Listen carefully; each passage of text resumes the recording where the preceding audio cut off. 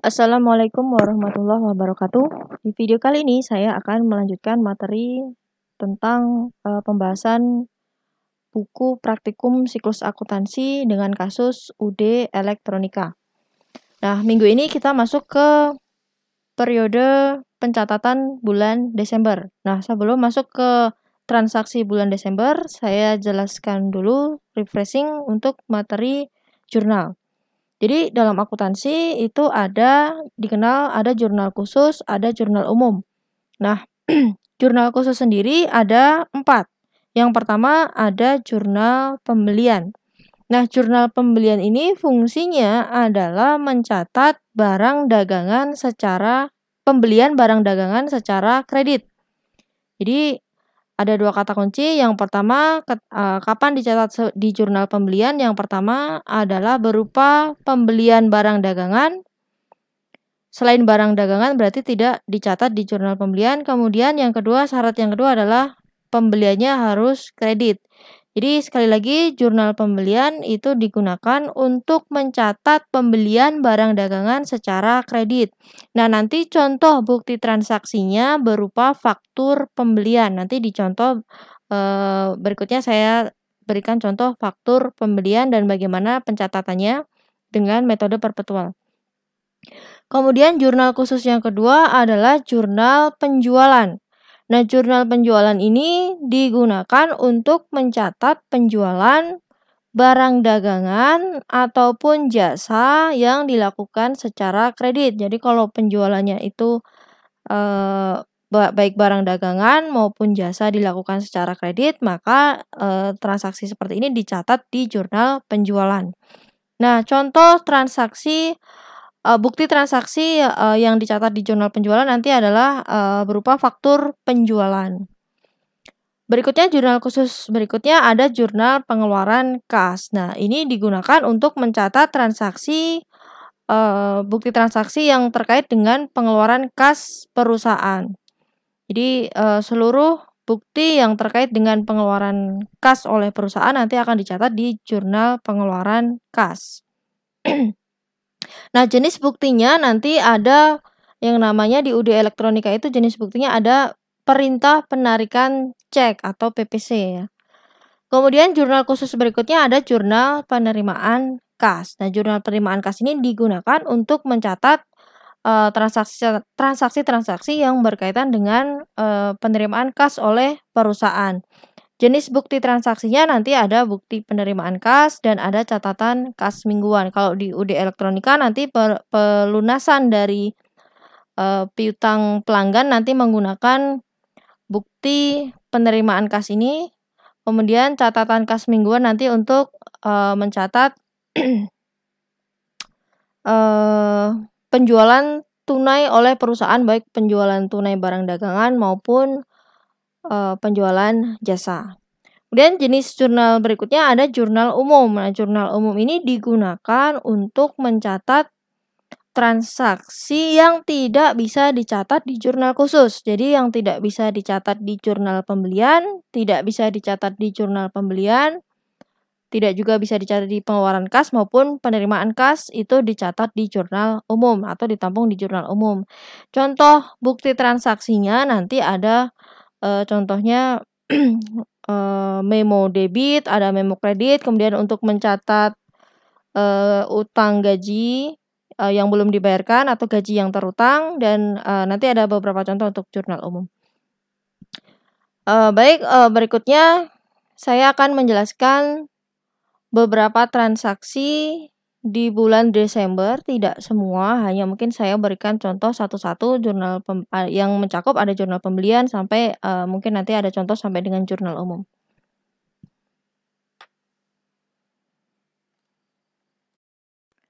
Oke, baik, kita lanjutkan. Transaksi pertama di bulan Desember. Di sini kita lihat ketika memperoleh bukti seperti ini kita cek dulu ini termasuk jenis bukti apa. Nah, perusahaan kita adalah UD Elektronika, jangan sampai lupa perusahaan kita UD Elektronika. Nah, kita lihat bukti transaksi yang pertama ini, bukti 01. Bukti 01 ini kopnya kalau kita lihat berasal dari distributor Jaya Abadi. distributor Jaya Abadi dijual kepada UD Elektronika. Berarti ini adalah jenis faktur pembelian. Faktur pembelian. Nomor fakturnya 515 tanggal 1 Desember. Ada terminnya di sini 1/15 N30. Kemudian barang yang kita beli ada antivirus Kaspersky 9, harga per unit 225, dan ada switch hub. Nah, pertama kita cek dulu apakah tagihan dari distributor Jaya Abadi ini sudah benar atau belum. Kalau sudah, kita bisa berikan paraf di sini kalau ini sudah benar hitung-hitungannya. Kemudian langkah berikutnya oleh bagian akuntansi, kalau menurut kebijakan di UD Elektronika, maka bagian akuntansi harus mengisi ini nih, total perkalian oke harus diisi. Kemudian nanti kalau sudah dicatat dituliskan di halaman jurnal berapa, kemudian jangan lupa juga tanggal jatuh tempo juga diisi. Nah, sekarang kita lihat ini adalah faktur pembelian. Nah, faktur pembelian ini berarti nanti kita akan catat di yang pertama di buku pembantu dulu, buku pembantu persediaan. Jadi nanti kita update buku pembantu persediaan kita karena kita beli barang-barang ini, kita update. Kemudian yang kedua, ini pembeliannya secara kredit. Berarti yang kedua kita juga catat di buku pembantu utang. Utang kepada distributor Jaya Abadi. Kemudian yang ketiga baru kita catat ke jurnal pembelian. Oke, jadi untuk analisa bukti pertama ini, bukti pertama adalah faktur pembelian. Faktur pembelian untuk stok antivirus Kaspersky dan switch hub persediaannya ada, nanti kita update yang pertama. Jadi kita catat di buku pembantu persediaan dulu, kemudian yang kedua di buku pembantu utang, kemudian yang ketiga baru kita catat di jurnal pembelian. Sekarang kita catat dulu di buku pembantu persediaan untuk antivirus Kaspersky. Kita lihat. Saya cari di buku pembantu kartu persediaan antivirus. Oke, ini antivirus Kaspersky IS3 PC. Oke, benar ini yang dimaksud. Kemudian ini adalah bulan Desember. Kita tuliskan di sini bulan Desember. Tanggalnya adalah tanggal 1 Desember. Saya tuliskan di sini. Nomor buktinya adalah F515. F515. Apa yang kita beli tadi antivirusnya berapa unit? Ada 9.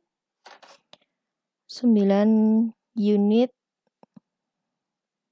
Di sini 9 unit antivirus Kaspersky dengan cost per unit 225.000. Saya tuliskan di kartu persediaan di kolom yang dibeli karena ini adalah faktur pembelian. Kemudian totalnya saya kalikan unit, saya kalikan cost per unit. Oke. Berikutnya saya update saldo di kartu persediaan. Di akhir November sebelumnya ada persediaan antivirus Kaspersky, totalnya 6 unit. Kemudian cost per unitnya 200.000. Totalnya 1.200.000. Kemudian kita beli lagi tanggal 1. 9 unit, costnya 225.000. Jadi costnya beda. Di akhir November costnya 200.000 dengan jumlah 6 unit. Sekarang ada 9 unit lagi tambahan dengan cost 225.000 unit. Kita menggunakan metode persediaan FIFO. Kita tuliskan dua-duanya. Pertama, saldo persediaan antivirus Kaspersky yang pertama, kita punya 6 unit dengan cost 200.000. Total 1.200.000 yang ada di bulan sebelumnya, akhir bulan sebelumnya.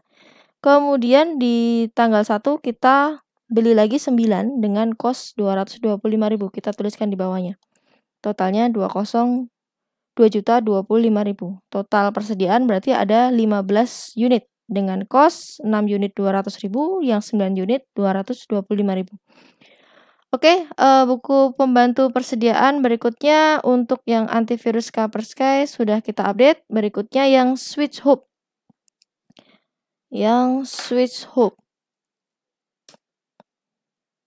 Oke, yang SwitchHub saya tuliskan di sini Desember. Tanggalnya tadi tanggal 1, nomor fakturnya berapa? F515.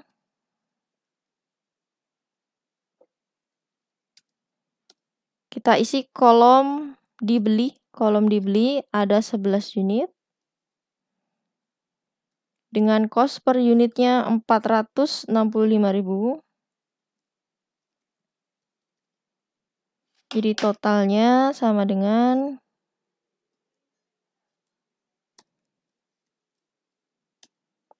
5.115.000. Jadi di kolom saldo kita isikan. Sebelumnya sudah ada saldo SwitchHub, saldonya 4 unit, kosnya 450.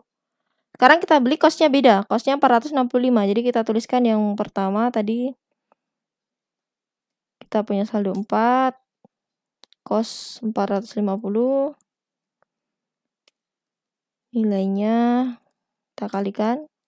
Kemudian dari pembelian yang baru, kosnya beda. Kita tuliskan juga ada 11 unit dengan kos 5.115. Totalnya, ini kosnya salah ya. Sama dengan 465. Jadi totalnya. Oke, jadi di tanggal 1 sekarang SwitchHub kita ada 15 unit. Dengan kos 4 unit 450, yang 11 unit 465.000. Total nilai persediaan sama dengan 6.915.000. Oke, kartu persediaan sudah kita update.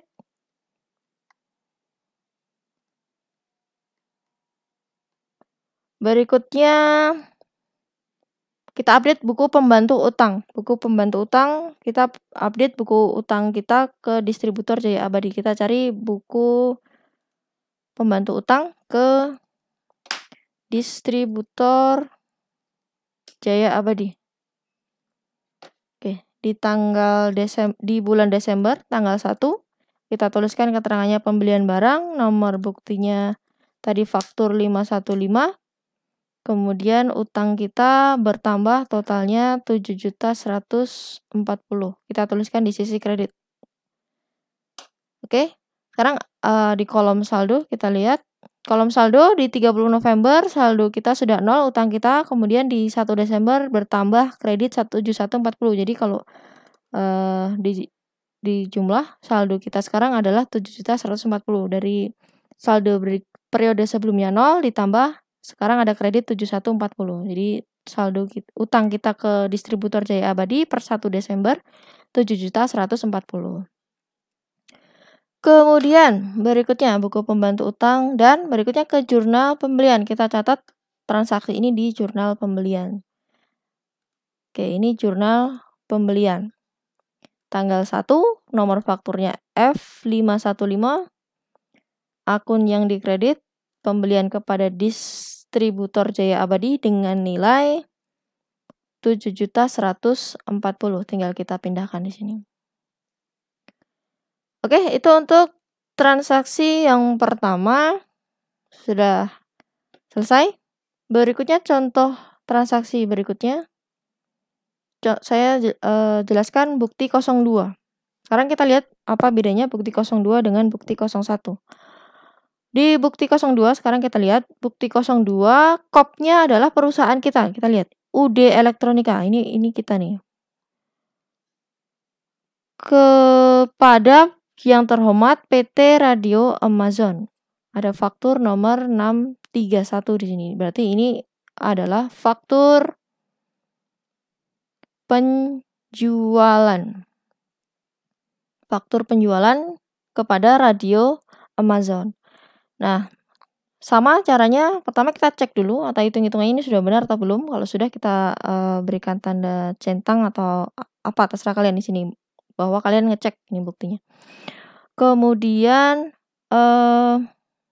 berikutnya apa yang kita lakukan ini, pertama kalau ada jurnal penjualan di sini, kita lihat penjualannya ada Intel Pentium, kemudian hard disk. Berarti ini penjualan barang. Berarti pertama kita catat dulu di kartu persediaan atau buku pembantu persediaan. Buku pembantu persediaan Intel Pentium dan hard disk. Yang kedua, ini adalah penjualan kredit. Penjualan kredit, berarti kita catat di buku pembantu penjualan kredit, berarti piutang, buku pembantu piutang. Ketiga, kita catat di jurnal penjualan, karena ini penjualan barang dagangan secara kredit. Jurnal penjualan. Oke, sekarang yang pertama dulu. Kita catat di buku pembantu persediaan untuk Intel Pentium dan hard disk. Kita pindah ke buku pembantu persediaan untuk Intel Pentium.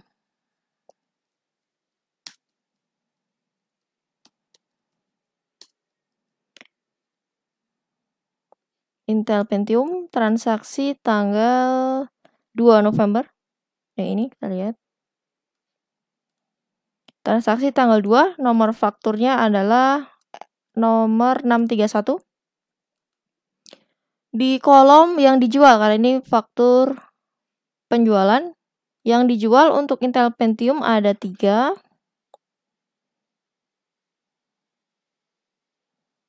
Ada 3 di sini. Kemudian cost per unitnya kita ambilkan dari cost, sebentar, di bulan sebelumnya ada saldo 4 unit Intel Pentium dengan cost 400.000 dan cuman ada 1 cost ini, berarti kita pakai yang 400.000. Berarti penjualan tanggal 2 ini costnya adalah 400.000, berarti nilainya 3 kali 400.000, totalnya 1.200.000. Kemudian langsung kita update saldonya. Saldonya tadinya ada 4, terjual 3, berarti tinggal 1 dengan cost 400.000. Berarti totalnya nilai persediaan untuk Intel Pentium tinggal saldonya 400.000. Oke, jadi cost atau harga pokok untuk Intel Pentium untuk penjualan tanggal 2 ini adalah 1.200.000. Kita tuliskan dulu di sini cost-nya.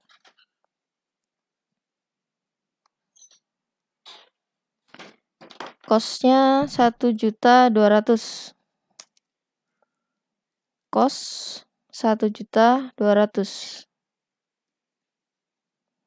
Kemudian kita lihat untuk hard disk internal Seagate.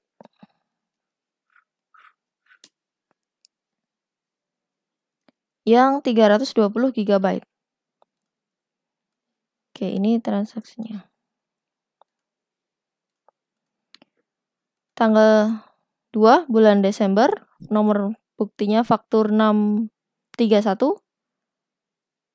Untuk hard disk internal Seagate terjual 4.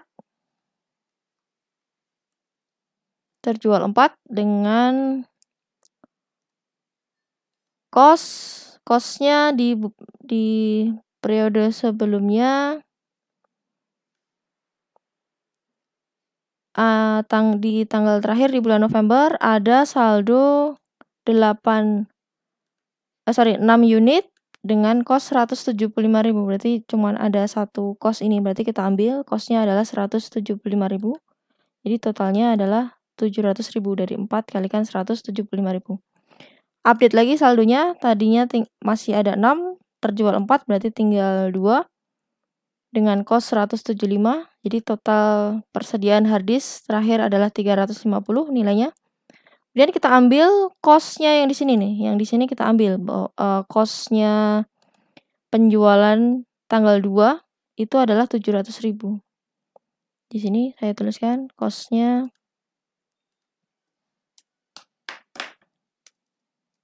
cost 700.000.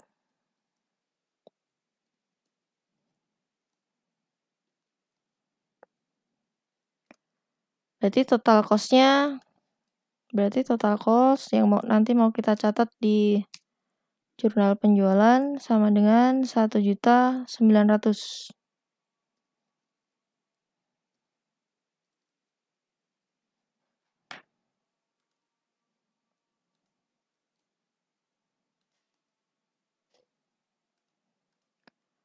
Oke, buku pembantu persediaan sudah selesai. Berikutnya ke buku pembantu piutang. Ke piutangnya Radio Amazon. Kita masuk ke buku pembantu piutang.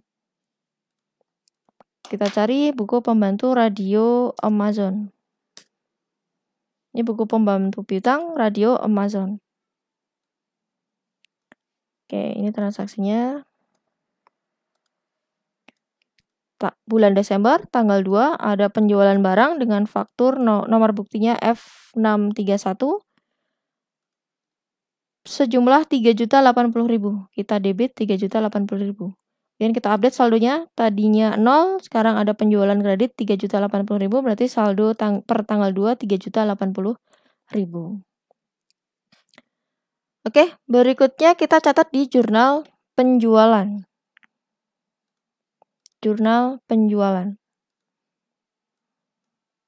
Bulan Desember tanggal 2 faktur nomor 631. Pertama kalau di jurnal makanya jurnalnya adalah piutang dagang pada penjualan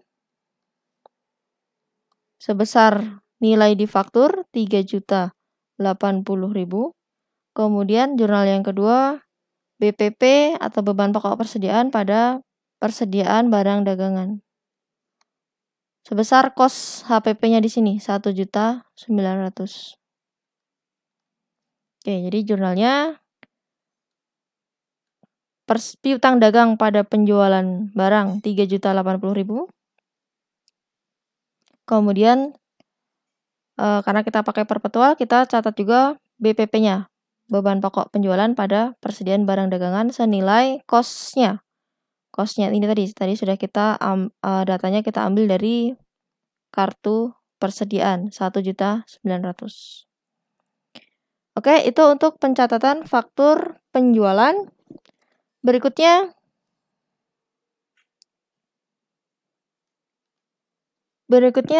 bukti 3 adalah perintah penarikan cek. Perintah penarikan cek. Kita lihat perintah penarikan ceknya tanggal 3 Desember. Perintah pengeluaran cek dari Tuan Bambang ditujukan kepada PT Dunia Elektronika dengan jumlah 3.575.000 untuk pembayaran utang dagang. Nah, debitkan di akun ini nanti kita isi dengan akun ini kan kalau di jurnal dia utang dagang kas. Nah, kita sekarang cek dulu apakah utangnya itu ada potongan atau enggak. Sekarang kita bisa lihat di faktur, kita cek terminnya, atau kita lihat kalau di sini kita cek di saldo utang berarti kepada PT Dunia Elektronika.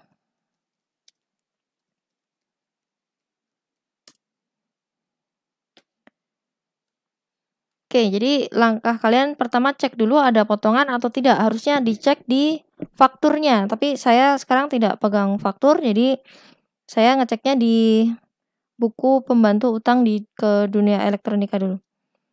Kita lihat di bulan November itu dengan nomor bukti faktur 205 ada kredit 3.575.000. Ini transaksi di bulan sebelumnya. Kemudian di Desember tanggal 2 kita pelunasannya sebesar 3.575. Yang ini nih. Berarti kita tidak dapat potongan. Jadi kita tidak ada potongan ya, sesuai dengan saldo utang dagang kita ke Dunia Elektronika. Jadi pertama, berarti ini nanti kalau di jurnal adalah utang dagang pada kas. Pada kas. Kita nyatetnya di mana? Yang pertama kita catat dulu di buku pembantu utang. Kalau sudah, kita catat di jurnal pengeluaran kas. Jadi pertama kita catat dulu di buku pembantu utang. Tapi sebelumnya ini yang titik-titik kita isi dulu, ini ada isian didebitkan ke akun apa. Berarti kalau didebitkan ke akun apa ya ini, ke utang dagang. Kita tuliskan di sini nomor akun untuk utang dagang. Kalau nggak salah kalau kalian lihat di buku 1 nomor akunnya itu 200 untuk utang dagang. Dan berikutnya kita catat transaksi ini di buku pembantu utang. Kita debit utang kita ke Dunia Elektronika 3.575.000. Oke, ini jurnalnya. Tanggal 2 berupa pelunasan keterangannya. Nomor buktinya PPC 219 perintah penarikan cek nomor 219. Debit 3.575.000 karena ini untuk pelunasan utang. Jadi saldo per 2 Desember saldo utang kita ke Dunia Elektronika adalah 0. Tadinya ada kredit 3.575, sekarang ada pelunasan kita debit 3.575, berarti 0. Oke, berikutnya kita catat di jurnal pengeluaran kas. Jurnal pengeluaran kas.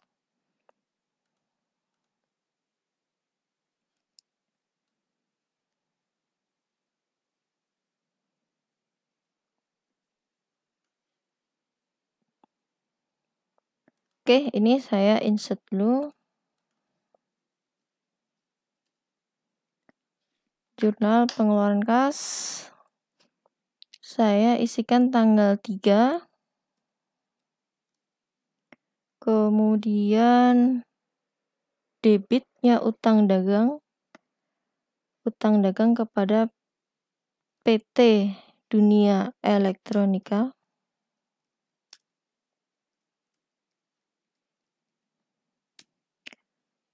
Yang bawah saya hide dulu. Nomor buktinya adalah PPC 219. Nomor ceknya urut, kalian lihat di nomor cek kalian terakhir nomor berapa. Kalau di sini kita lihat di bulan November kita pakai nomor cek terakhir Excel 317. Berarti yang ini harusnya Excel 318.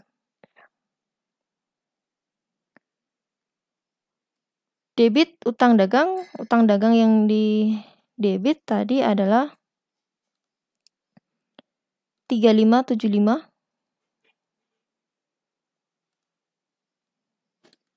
3575. Kredit kas karena nggak ada potongan. Oke, ini jurnal yang ada di jurnal pengeluaran kas untuk membayar utang.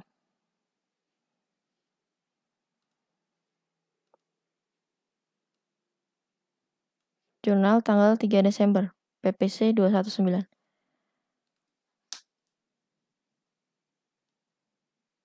Oke, itu untuk bukti 03. Bukti berikutnya yang akan saya jelaskan, bukti 05. Ini adalah salah satu contoh penerimaan kas. Jadi catatan kas mingguan kalau berdasarkan prosedur yang ada di UD Elektronika, maka catatan kas mingguan ini dibuat setiap akhir minggu atau Sabtu atau akhir bulan. Nah, catatan kas mingguan ini dibuat untuk mencatat penjualan tunai, penjualan barang maupun penjualan jasa. Berarti ini tidak kita catat di jurnal penjualan, tapi di jurnal penerimaan kas. Kembali lagi ke teori tadi bahwa jurnal penjualan itu hanya digunakan untuk mencatat penjualan barang dan jasa secara kredit. Kalau ini kan penjualan tunai, jadi kita catat di jurnal penerimaan kas. Nah, langkahnya bagaimana? Pertama, kita catat dulu karena ini ada penjualan barang, maka kita pertama catat di buku pembantu persediaan. Untuk yang penjualan jasa tidak ada buku pembantunya ya karena ini jasa, tidak ada kos HPP-nya. Kemudian yang kedua baru kita catat di jurnal penerimaan kas. Oke, yang pertama dulu kita update buku pembantu persediaan. Di sini kita lihat diterima dari penjualan barang 4 unit printer, LaserJet M102A, harga jualnya 1.200.000 dipotong rabat 240, kita catat sebesar netnya 4.560. Kemudian ada penjualan jasa reparasi 1.940 yang kita masukkan ke buku pembantu persediaan, tentunya yang 4 unit printer ini. Sekarang kita pindah ke buku pembantu persediaan HP LaserJet. LaserJet. Pro M102A. Oke. Transaksi tanggal 3 Desember.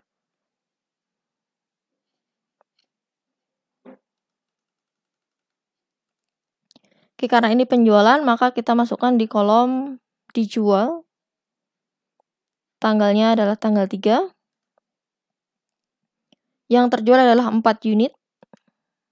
Dengan cost, terakhir costnya itu ada di ini di bulan November, yang terakhir tanggal 7. Costnya adalah 400.000, berarti kita pakai cost yang ini 400.000.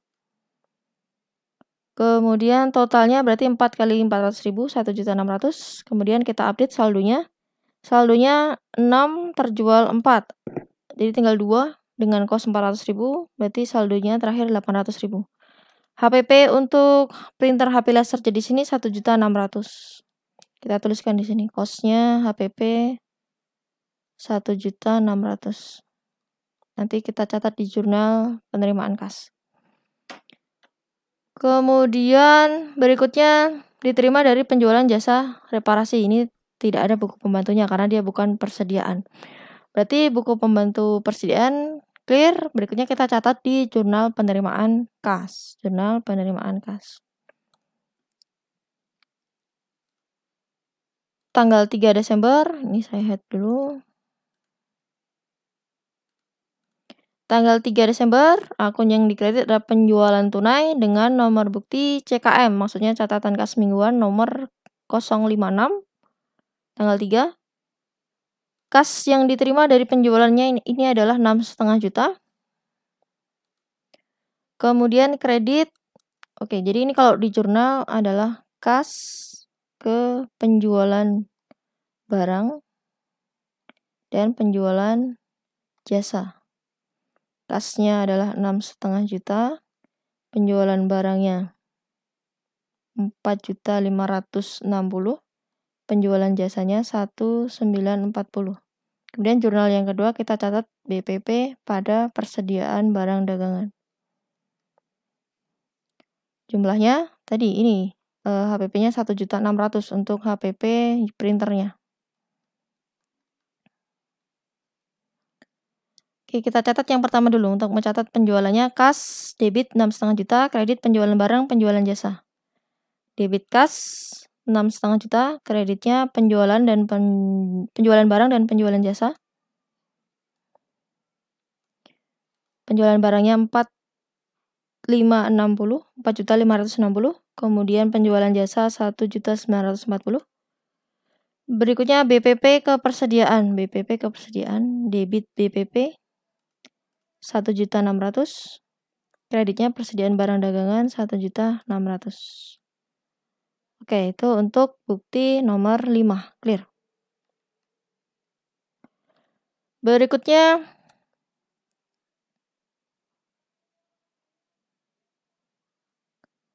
bukti 11. Bukti 11 ini adalah contoh memo debit. Kita lihat memo debit. Dari UD Elektronika yang ditujukan ke CV Kurnia.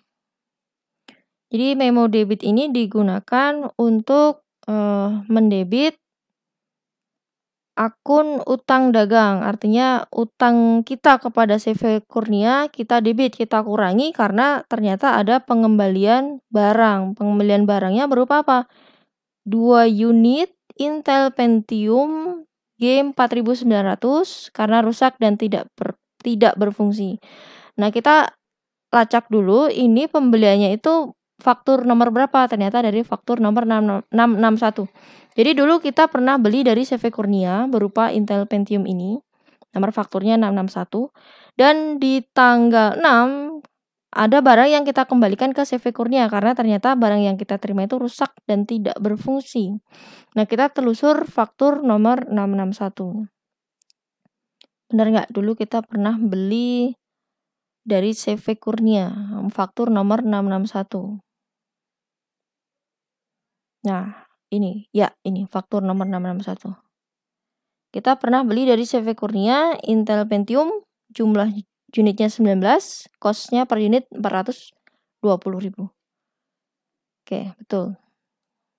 Jadi ini yang bukti 11 ini kalau kita jurnal maka nanti kita catat dulu yang pertama adalah di buku pembantu persediaan. Persediaan barang yang kita kembalikan, di sini Intel Pentium. Kemudian yang kedua, kita catat juga di jurnal umum.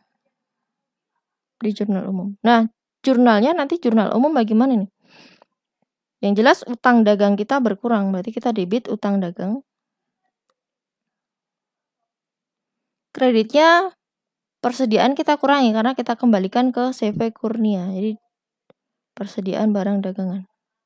Sebesar cost-nya ini tadi, cost-nya 420, waktu kita beli cost-nya 420.000. Oke, yang pertama kita catat di buku pembantu persediaan dulu. Buku pembantu persediaan. Untuk Intel Pentium, saya cari persediaan Intel Pentium.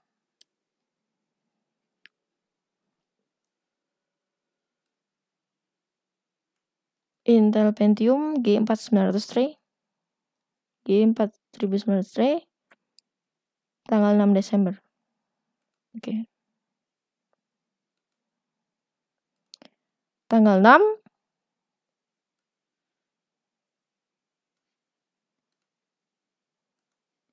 nomor buktinya adalah MD01. MD itu adalah memo debit nomor 01. Di kolom yang dibeli tadi yang faktur nomor 661 kita sempat beli 9 tapi kita kembalikan 2. Berarti ini kita minus 2. Cost-nya kita kembalikan 420.000. Jadi totalnya minus 840.000. Kemudian kita update saldonya. Di tanggal 5 sebelumnya itu ada 2 persediaan. Kita lihat 2 persediaan di sini. Persediaan pertama untuk Intel Pentium cost-nya 400.000. Kemudian kita beli dari CV Kurnia 9 di faktur 661 itu 9 dengan cost 420. Nah, yang kita kembalikan itu yang ini. Berarti kita tetap tuliskan yang 1 unit dengan cost 400.000. Kemudian yang 9 kita beli dari CV Kurnia, sekarang tinggal 7 karena 9 saya kurangi 2 yang kita kembalikan ke CV Kurnia. Berarti tinggal 7 dengan cost 420. Jadi totalnya 2.940.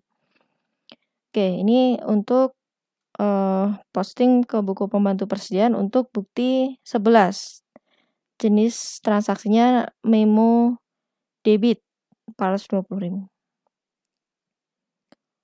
Berikutnya buku pembantu persediaan sudah kita update. Berikutnya ke jurnal umum. Jurnal umum. Nah, jurnalnya bulan Desember tanggal 6 kita mendebit utang dagang kita berkurang karena sebagian barang sudah kita kembalikan. Nomor buktinya MD01, debit 840.000. Di sini dari ini 840. Kemudian persediaan barang dagangan juga tadi berkurang 840 di sini. Persediaan berkurang 840.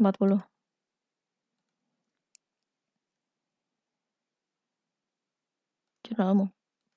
Jadi jurnalnya utang dagang pada persediaan barang dagangan. Berikutnya juga ketinggalan ya, baru ada satu lagi nih. Berarti ini nomor 3. Nomor 2-nya adalah kita update juga ke buku pembantu utang kita ke CV Kurnia. Jangan lupa diupdate juga. Kita ke kartu utang piutang ke CV Kurnia. Oke, CV Kurnia. Nah, ini. Tanggal 6 Desember. Keterangannya retur pembelian dengan nomor bukti MD01. Jumlah kita mendebit utang kita ke CV Kurnia berkurang 840.000. Di jurnalnya tadi utang dagang di debit ini bukan 420 ya, tapi ini yang berkurang adalah 840.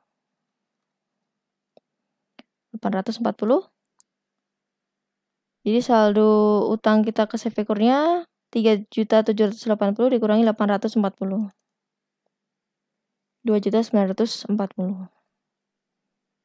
Oke, buku pembantu utang sudah, jurnal umum tadi juga sudah. Jurnal umumnya tadi saya munculkan sekali lagi. Debit utang dagang, kredit persediaan 840.000.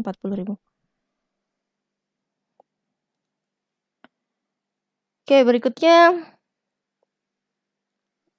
terakhir bukti 12 yang akan saya jelaskan. Bukti nomor 12 ini lagi perintah penarikan cek, tapi ini saya jelaskan karena ini ada biaya angkut pembelian.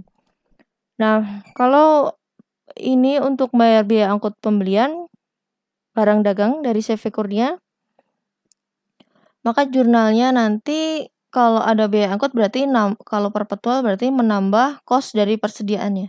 Jadi nanti kalau di jurnal debit persediaan barang dagangan, kreditnya ini perintah penarikan cek berarti kas sebesar 100.000. Berarti nanti bukti transaksi nomor 12 ini pertama kita catat karena ini persediaan ya, berarti ke buku pembantu persediaan dulu. Baru yang kedua ke ke jurnal pengeluaran kas.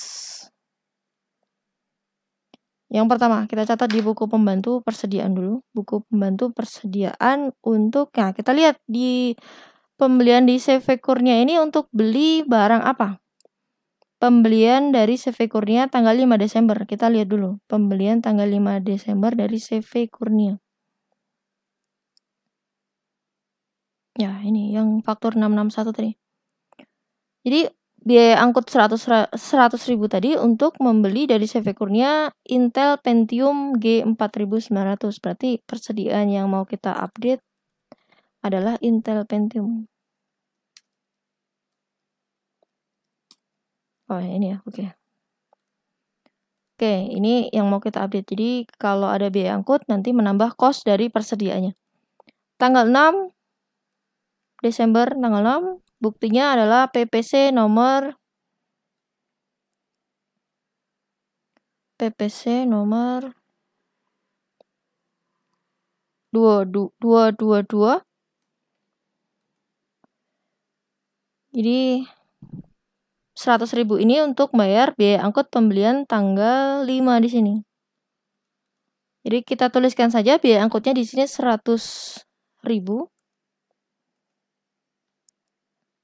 Di sisi dibeli kita tuliskan 100.000 tanpa unit, tanpa kos per unit karena ini hanya penambahan untuk penyesuaian kos persediaan saja. Untuk pembelian tanggal 5 di sini. Jadi kita tuliskan di kolom dibeli biaya angkutnya 100.000. Kemudian saldo persediaannya kita update. Di tanggal sebelumnya ada dua jenis, ada dua kos di sini ya. Yang pertama 1 unit dengan kos 400.000, kemudian 7 unit yang dibeli dari tanggal 5 ini. Tadi sudah dikembalikan 2 ya, berarti tinggal 7. Dengan kos 420.000. Nah, 100.000 ini tadi untuk membayar biaya angkut yang di sini. Yang pembelian tanggal 5 di sini. Jadi nanti kos yang akan kita sesuaikan yang di sini. Yang 7 unit. Jadi historisnya pertama tadi kita beli dari CV Kurnia tanggal 5 itu 9 unit. 9 unit. Kemudian tanggal 6 dikembalikan 2. Kosnya tadi 420. Kemudian tanggal 6 dibayar juga beban angkut 100.000. Nah, 100.000 ini untuk bayar yang pembelian dari CV Kurnia yang 9 unit ini. Berarti nanti yang kita sesuaikan adalah yang pembelian dari CV Kurnia yang tinggal 7 unit ini. Jadi yang pertama, cost yang pertama kita tuliskan dulu, ada 1 unit dengan cost 400.000. Kemudian yang kedua, cost yang kita beli dari CV Kurnia kita sesuaikan, unitnya 7. Saya hapus dulu. Jadi unitnya 7, kemudian cost-nya kita tuliskan di sini. Cost-nya tadinya adalah 2940. Ditambah ada biaya angkut 100.000. Berarti total cost yang baru untuk pembelian dari CV Kurnia itu adalah 3.040.000. Cost per unitnya tinggal kita bagi. Dari total cost dibagi dengan unit yang ada saldonya 7. Berarti cost yang baru 434.286. Ini saya pakai Excel jadi langsung dibulatkan penuh.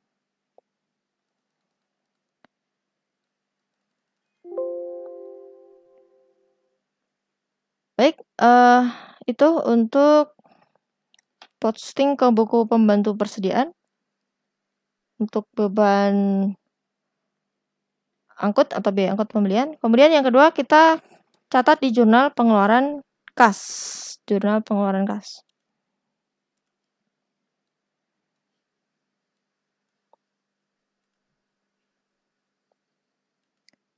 Di tanggal 6. Oke, saya update dulu, nomor ceknya tadi salah. Ini 321.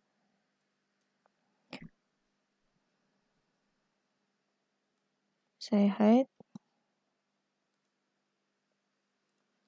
Jadi tanggal 6, kalau di jurnal debit persediaan pada kas. Berarti akun yang didebit adalah persediaan barang dagangan.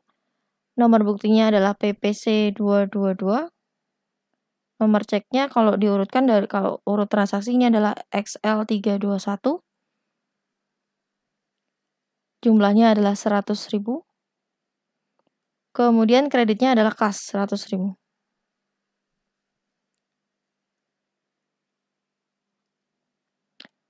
Oke, saya kira cukup untuk penjelasan transaksi minggu ini.